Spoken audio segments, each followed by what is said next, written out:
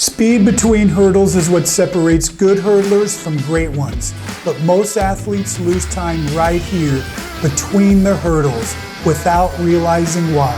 In today's breakdown, I'm analyzing 7 hurdlers who are struggling with this exact issue, from seniors chasing PRs to youth hurdlers working on fundamentals. If you're tired of feeling slow mid-race, this one's for you. Watch closely because the problem holding them back might be the same one slowing you down.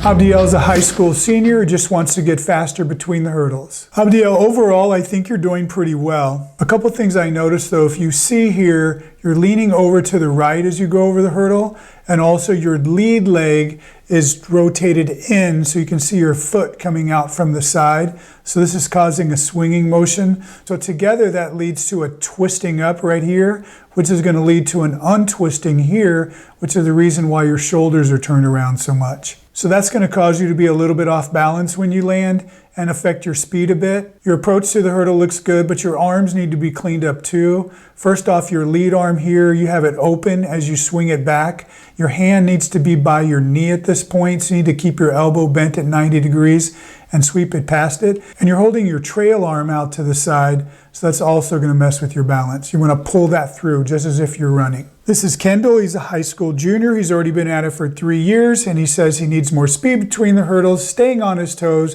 taking off too close to the hurdles, and wants to know how to fix it. I like what you're identifying because too many people do drills and then they wonder why it doesn't work when they're racing. And that's because they need to bridge the gap between the drills and the full speed. And here's how you do it. You're going to get 4 to 6 hurdles and spread them out to a spacing that you can do them at about 75%. Then you can do multiple reps over them, and each time you're going to take one of the issues that you have and really work on it, so you don't have to worry about anything else but that one thing. And the next repetition you can take another one, and when you feel like they're pretty good, then you can try to pull them all together. And if you do this over days, weeks, you're eventually going to get better and better, and this will be the bridge to take you from the drills to the full speed. If you'd like to see how I can help you with your hurdling, go to acemethodcoaching.com. This is Ryder. He's a high school sophomore. He says he needs help with his arms and getting faster between the hurdles. Ryder, I see the arm issue you're talking about. Let's look at your lead arm. You punch it out pretty good,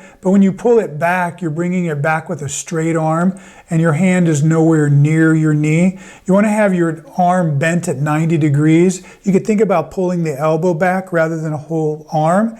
And you want to have your hand go right past your knee. So speaking of your knee, you notice how low it is. That needs work here too. As your leg goes over, right here, your knee should start rotating up, and your knee should finish right here by your chest, but yours is dropping straight down into the track, so you're losing a lot of speed there as well. So these things are leading you to have less speed coming off the hurdle, and then in between the hurdle, you're also reaching out on your heels, which are not the fastest steps. So if you can fix all these things together, the way that you look already as a sophomore, you're going to be really terrific. This is Samaya, a high school senior. She's having a hard time maintaining speed between the hurdles and also feels like she's bounding.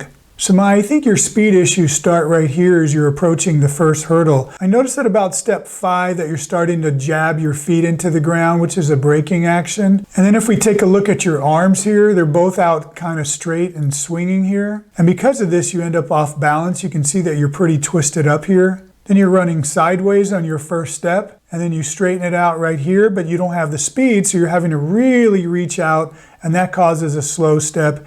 And another big reach out going into the hurdle, also causing you to lose speed. So I'd work on these first 8 steps of the hurdle and make sure that all of them are fast accelerating to the hurdle, and you'll have so much speed going to the next hurdle that you won't have to reach out the way you're doing here, and it'll make a big difference and save your senior year. This is Dylan. He's a high school senior, 3rd year hurdling, and he wants to know how to get faster over the hurdles and maintain speed. Dylan, overall you're doing pretty well. I'm going to pick it up right here. I do notice a pretty elongated second step. That's something you'd want to work on. But I like your plant going into the hurdle. This looks great. But I do notice that you're reaching well across the midline of your body for your lead arm. So that's going to get you twisted up a bit. But you come out of it pretty well. There's a bit of a dropping motion here, but a pretty good touchdown of your trail leg. So anytime I see somebody who hurdles as well as you do, but they're talking about their speed between the hurdles, it makes me wonder about their actual speed. So don't make the mistakes that a lot of hurdlers do and spend all their time working on the hurdling because your technique is already pretty good.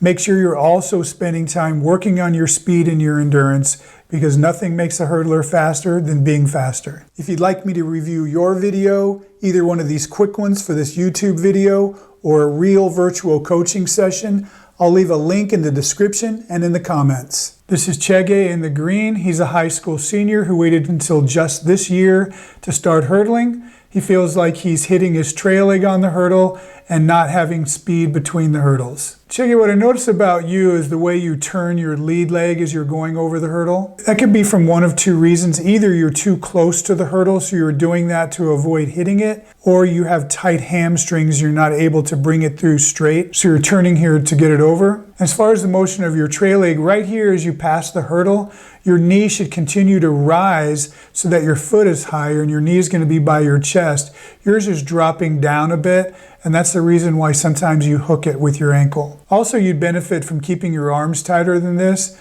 but overall, I think you're doing great for a first-year hurdler, and too bad you didn't start sooner. This is Mason. He's a high school freshman. He's been at it for 3 years. There's multiple things he's worried about, but overall, he wants to maintain speed over the hurdles. Mason, the first thing I notice is that you hold both of your arms forward as you go over the hurdle, and that's really going to mess with your balance. Also, your trail leg's not moving through properly. Instead of swinging it around the side, you're kind of pulling it underneath you. And as I watch you race here, I see the results of this. You see how your arms aren't moving properly? They're supposed to swing back and forth as if you're running, so you're losing balance here. And also you can see just how high you are over the hurdle. And your trail leg that I mentioned just isn't moving right. It's just sort of coming over the hurdle and dropping down. At this point, as you're descending the hurdle, your knee should be rotating up so that your knee is up by your chest when you land, and then drive it down strong into the track. So you're losing some speed here too. But I'm glad you're working on these things as a freshman, because if you get these fixed, you should have a pretty good high school career. That's it. I hope you liked it and learned a lot. Remember to vote for the athlete that you want to see get a full virtual coaching session. You can leave their name or number in the comments. Until next time, Coach Ace out.